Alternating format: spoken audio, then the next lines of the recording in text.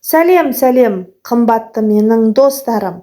Сіздермен қайта қауышып тұрғаныма өте қуаныштымын. Бүгін сіздермен бірге керемет грузин халқының хинкали тамағымен танысатын боламыз. Жасау рецептісі өте оңай, қарапайым, бастысы сіздердің қолыңдарыңыздан келеді. Мінекей видеода көріп тұрғандарыңыздай, біз оны қазақы нақышқа келтіріп тұрып жасайтын боламыз. Өте дәмі керемет, қазақтың мәнтісі мен түшпәрәсінің дәміне ұқсайды, бірақ дегенмен ерекшелігі бар. Ол үшін бізге өздеріңізге ыңғайлы ыдысқа бір дана жұмыртқаны шағып, үстінен бір шай қасық тұзды салып жібереміз. 250-300 грамм суды құйып, жақсылап қатқыл етіп қамыр илейтін боламыз. Қамырыңыз бастысы илеуі қанған, жұмсақ емес, өте қатты да емес, орташа қаттылықта иленуі керек. Достар, егер сіздер әлі де менің каналыма тіркелмеген болсаңыздар, тіркеле кетіп, лайк басып, löпілдеріңізді аямаңыздар. Комментарий бөліміне өздеріңіздің ойларыңызды жаза кетіңіздер. Егер менің рецептім ұнаса, немесе осы менің рецептіммен жасап көрген болсаңыздар, менімен ой бөліссеңіздер, өте қуана сіздермен кері байланыс жасайтын боламын. Келесі кезекте біз қазанымызға аздап қана сұйық май құямыз да, үстінен бір дана пиязды екіге бөліп қуыратын боламыз. Майымыз өте көп қажет емес, бар жоғы 2 ас қасық жеткілікті. Пиязымызды екіге бөліп, бір бөлігін жақсылап қызып тұрған майдың үстіне салып, қып-қызыл етіп қуырып аламыз.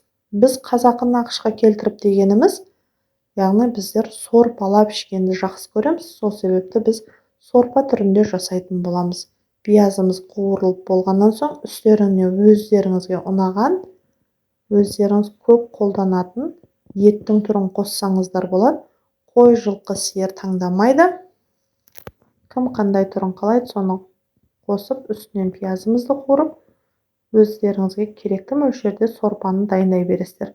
Сорпамыз қайнап шыққаннан соң астын жай қоямыз да, келесі үлкендеу ыдысқа суымызды құйып, астын жай қойып, келесі іске кірісетін боламыз. Келесі кезекте бізде салмасын дайындау.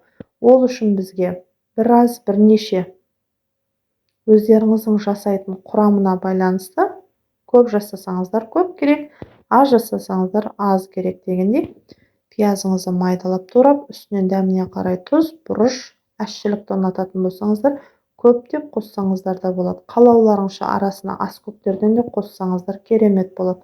Пиязды алдын ала осылай қолымызбен езіп, мыжып, жартылай жарымжан етіп аламыз. Сонан соң үстіне өздеріңізге ұнаған ет түрінің фарш етіп жегізіп алып, үстінен қосып, жақсылап фарштың салмасын жасайтын боламыз.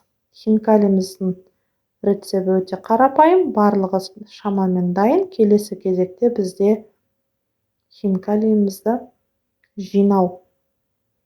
Мінекей, сорпамыздан хабар алып, үстінен түрлі ас көктерден, жемістерден, көкөністерден салатын боламыз. Дәміне қарай тұз, бұрыш сала кетсеңіздер, тіпті жақсы болады. Келесі кезек бізде қамыр. Қамырымыз илеуі қанып, демалған қамыр болғандықтан, өздеріңізге жаюға ыңғайлы етіп бөліктерге бөліп аласыздар. Мен бар жоғы 2 бөлікке бөлдім, бір бөлігінің өзі бір талай хинкали шығатын болады. Қамырдың жаю тәсілі оп-оңай, сағат тілімен бір жанға қарай айналдыра бастаймыз да, ортасын баспай, екі шетінен тек қана салмақ баспай айналдыра беретін боламыз. Қамырдың қалыңдық диаметрі 1-1,5 мм болу керек. Өте жұқа болып кетпесін, тым қалыңдау қажет емес. Мінекей қамырымыздың қалыңдығы дайын. Соңғы айналым кезінде барынша ұрпақ сеппеңіздер, өздеріңізге ұнайтын диаметрді қолданыңыздар. Мен кішкентай көлемде сүйкімдірек болсын деп кішірек етіп жасаймын хинкалимді. Сіздер тірлігім өнімді болсын, үлкен қып жасаймын десеңіздер, деу кесе түрін алсаңыздар болады.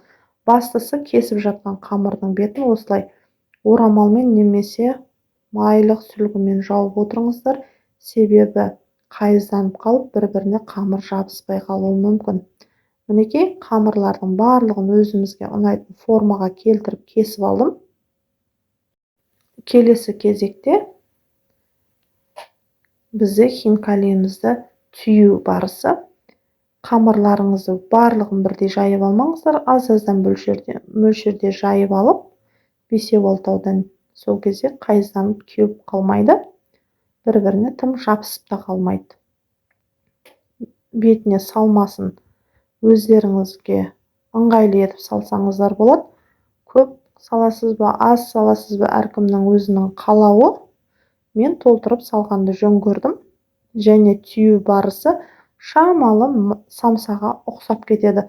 Бір саусақтың көмегімен қалған айналдыра бір-бірінің үстіне киіктіріп, яғни көйлек пішкендей етіп жинаймыз. Бастысы түйілген жағын жақсылап саусақпен қысып аламыз да, төбесін пышақпен артық жерін кесіп тастаймыз.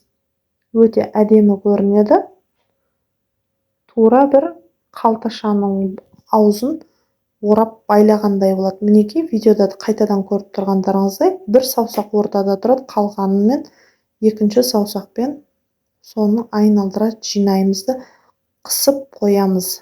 Бүгілген жерін, артық қамырын кесіп алып тастаймыз да, сонда бізде бір керемет осындай бума шығады.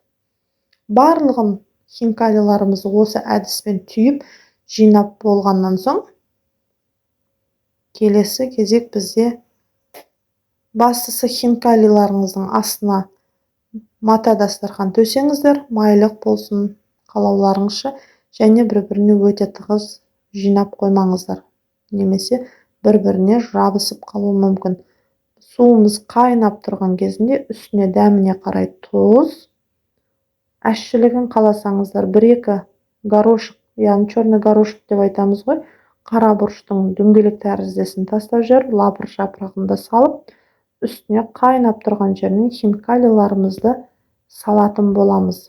Және хинкалиді қайнатқан кезінде қайнауы қатты тұрған судың үстіне саламыз. Бір қайнап шыққаннан соң міндетті түрде судың астын, алаудың астын бәсеңдетіңіздер, немесе хинкалиларыңыз жарылып кетуі мүмкін. Мінекей, хинкалиіміз осымен дайын. Дастарханға тарта берсеңіздер болады. Дәмі өте керемет, бастысы өте қарапайым. Менің рецептім ұнаса, лайк басып, комментарий бөліміне жаза кетіңіздер. Ас болсын.